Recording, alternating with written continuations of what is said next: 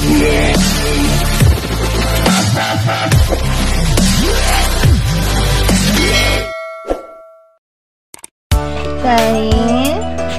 Anong kinain ni Sunny ko? Anong kinain ni Sunny ko? Kain na daw ako, Mami! Kain na daw ako, Mami, kasi nagugutom na ako, Mami! Kain na daw ako, kain! Ayan po yung ano namin si Sunny, guys, na Persian. Pure Persian. So, na-stress yung balahibo niya. Yung sa kakadila-dila niya. Kakaligo lang niya. So, yan po yung pusa talaga na hindi talaga naliligo. Takot yung kapaligo kasi nangangalmot siya.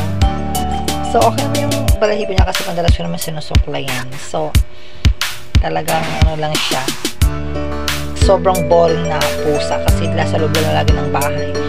Pag lumalabas siya, try nyo ilabas. Naku, umiiyak. Ayaw niya sa labas. Ganun po siya. Attitude ng cat namin na to, sobrang ano siya, ayaw niya. Indoor lang talaga siya. Sobrang ano, napakailap niya, kahit sa amin, ayaw talaga masyado magpahawak. Magpahawak na yan sa akin lang yan.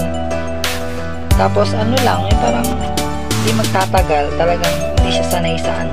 Parang may sarili siyang mundo.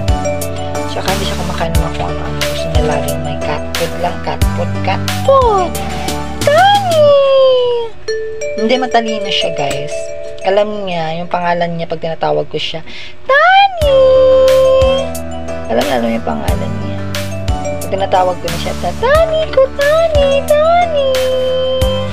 Kain ikaw! Saka pala sagot siya pag tinatawag ko siya, sumasagot siya.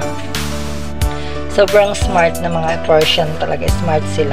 Kasi kinukumpara ko siya doon sa ano namin, sa Caspin. Wala ang ano, parang wala lang pakialam pag tinatawag kong pangalan, wala lang, parang bingi-bingihan lang sila. Parang hindi nga matalino, parang wala lang sila. Ganun. Pero ito talaga pag tinatawag kong pangalan niya, talaga nakikinig talaga siya. Ayan, ang Persian namin na si Sunny. 8 na po siya. Nagugutom na daw siya.